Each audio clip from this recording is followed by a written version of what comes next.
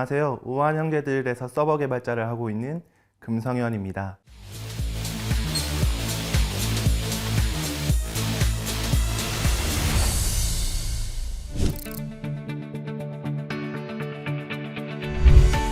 여러 직군 중에서 서버 개발자는 클라이언트의 요청을 처리하는 작업을 진행하는데요. 클라이언트의 요청을 저장하고 처리하고 바르게 응답하는 일을, 그 시스템을 구축하는 일을 하고 있습니다.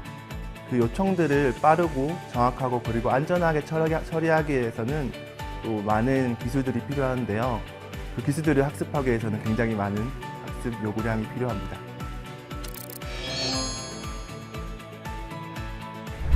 배달의 민족 서비스를 운영하고 있는 우아한 형제들에서 공통 시스템 개발팀이라는 팀에서 근무하고 있습니다. 많은 분들이 배달의 민족이라고 하면 앱만 있을 거라고 생각하는데요. 그 뒤에는 굉장히 많은 시스템이 운영되고 있습니다. 그 중에서 저희 팀은 하나의 서비스에 국한된 기능이 아니라 여러 개발자 그리고 여러 시스템에서 필요한 공통 기능을 뽑아서 그 기능을 개발하는 역할을 하고 있습니다. 배달의 민족 서비스를 구현해 나가는 과정에서 더 좋은 기능이 어떤 걸까, 그런 테스트하는 툴이 있거든요. 그런 툴을 개발하고 실험이 바르게 결과로 나아질 수 있도록 그걸 지원하는 역할을 하고 있습니다.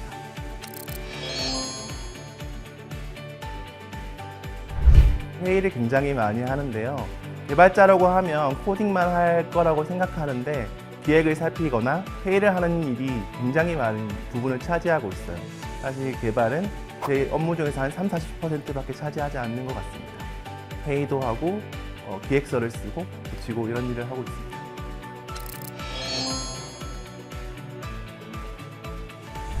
아마도 삽질이겠죠.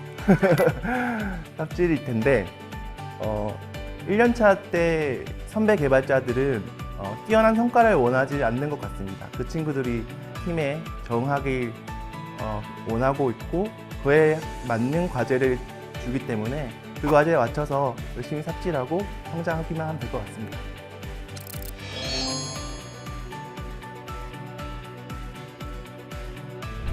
개발자는 문제를 해결하는 사람이거든요. 그러기 위해서 많은 사람들과 대화를 하면서 이 문제를 어떻게 해결해 나갈지 커뮤니케이션 능력이 많이 필요하다고 생각합니다.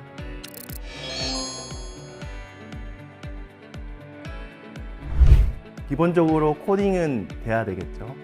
코딩은 돼야 되고, 그리고 네트워크 기본기나 그리고 아키텍처에서 사용하는 기본적인 기능의 역할들을 알아야 된다고 생각합니다.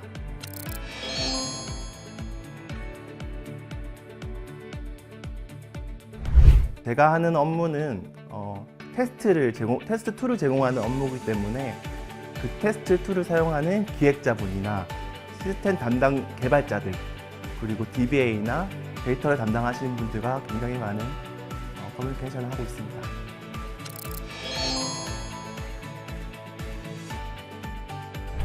제가 생각했던 것보다 더 정적인 느낌이 있는 것 같아요. 아무래도 많은 시간을 컴퓨터만 보면서 생활하기 때문에 다른 직군에 비해서 유머러스함이라든지 패션 능력이라든지 그런 부분이 좀 떨어지는 것 같고, 말을 할 때도 좀 정적인 부분이 있어요. 조용조용하고 그런 부분이 있습니다.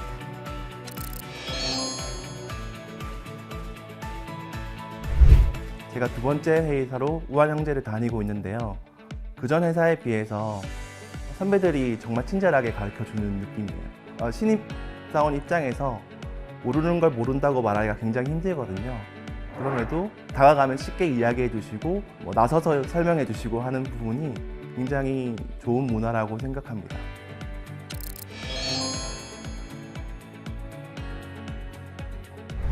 기업 문화와도 연관되어 있는데요. 팀이나 팀, 그리고 개인과 경쟁 체제를 구축하지 않으려는 그런 문화가 좀 있는 것 같아요. 성과급 같은 것도 개인에게 주어지지 않고 전체한테 준다던가 그런 문화가 있거든요. 고루고루 분배해 주려고 하는 것 같습니다.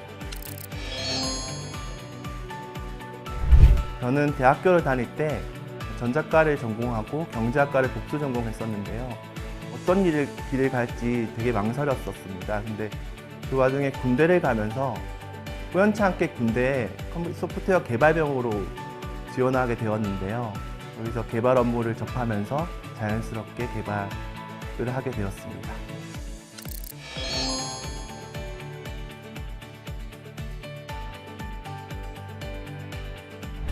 꿈을 빌드업하는 시간이었습니다. 거기서도 개발을 많이 공부했긴 했지만 거기서 만난 동료들이 우리나라의 중요한 개발 회사들의 군데군데 다 들어 있거든요. 그런 친구와 자주 만나서 대화할 수 있는 것 자체로도 굉장히 많이 힘이 되죠.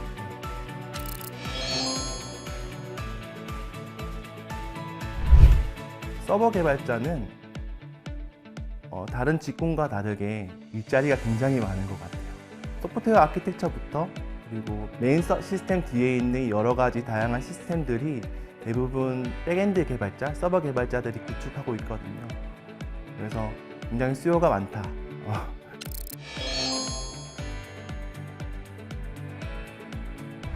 저는 사실 자격증이 별로 없거든요. 그리고 취업하고 나서 정보처리 기사를 취득한 편이라서 자격증이 그렇게 중요한지는 잘 모르겠습니다. 하지만 취업함에 있어서 어느 정도 자기 능력을 증명해야 되니까 정보처리 기사 그리고 다양한 AWS 자기 직무를 좀 어필할 수 있는 그런 몇 가지 자격증만 있으면 될 것 같다고 생각합니다.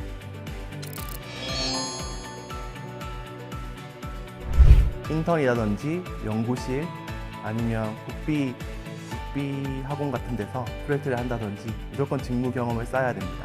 제가 한 번씩 면접관으로 참가하게 되는데요. 사실 자격증이나 어학 성적들은 그렇게 눈에 들어오지 않더라고요. 사실 그것들은 조금 필요하긴 할 텐데 면접관 입장에서는 그것보다 어떤 경험을 쌓았고 거기서 어떤 실수를 했고 어떻게 개선했는지 그런 스토리를 듣고 싶어 하는 경우가 많아서 꼭 직무 경험을 쌓았으면 좋겠습니다.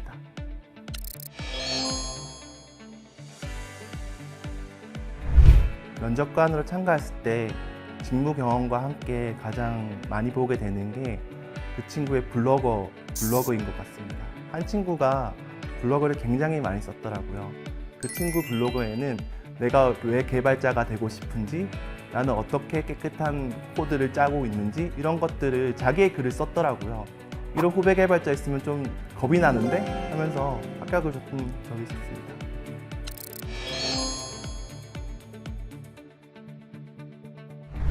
사실 제일 처음부터 소위 말하는 좋은 회사, 서비스 회사로 취업하면 굉장히 좋겠지만 그런 친구가 몇이나 되겠어요. 작은 경험부터 하라고 이야기해주고 싶습니다. 조그만 회사에서 직무 경험을 쌓으면 그 기반으로 새로운 직장에 도전을 하고 그런 게 빨리 성장하는 지름길이지 않나 생각이 듭니다.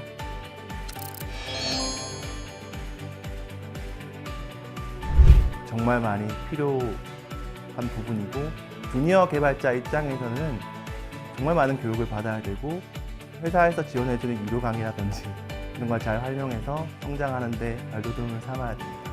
제가 주니어 개발자인 때는 유튜브 강의 같은 게 별로 없었어요. 그래서 공부하는 친구들을 잘 모집해서 함께 공부하고 발표하고 그런 것들을 많이 했습니다.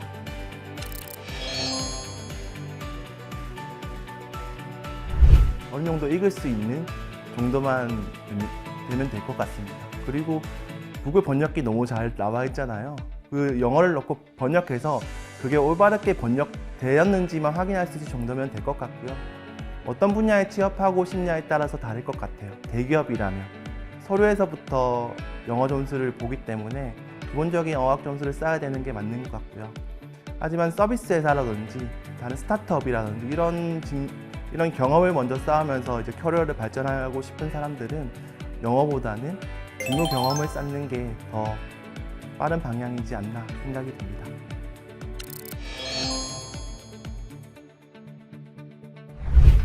꿈을 품지 않고 갔으면 좋겠어요. 스타트업에서 대박나는 경우는 그렇게 많지 않고 그런 대박이 주니어 개발자들에게 주어지진 않을 것 같습니다. 너무 4~5명인 회사는 가지 않았으면 좋겠고요. 조금이라도 투자를 받은 회사 정도는 가야지 배울 수 있는 선배 개발자도 있고 성장할 수 있는 기반이 좀 있을 거라고 생각을 합니다.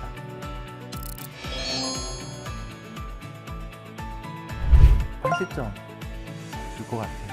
처음 회사에 시작했을 때보다 그 개발자에 대한 시선이 굉장히 많이 좋아졌어요.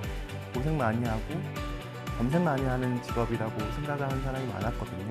아줌마에게도 개발자라고 하면 너무 눈 초롱초롱해서 되게 좋아하고 호기심을 가지는 경우가 많더라고요. 그런 부분에서 또 자부심을 느끼게 되고 생활에 있어서 좀 자신감을 가지게 되는 것 같아요. 첫 직장에는 야근이 정말 많았어요. 지금 직장에서는 필요하면 선택적으로 하게 되는 경우, 제 일이니까 책임지고 야근해야 되는 거는 피할 수 없는 것 같아요.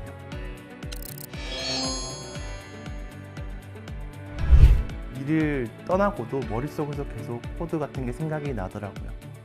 문제가 안 풀릴 때는 쉽게 잠도 못 자는 경우도 있긴 해요. 그거는 사람마다 좀 다른 것 같습니다.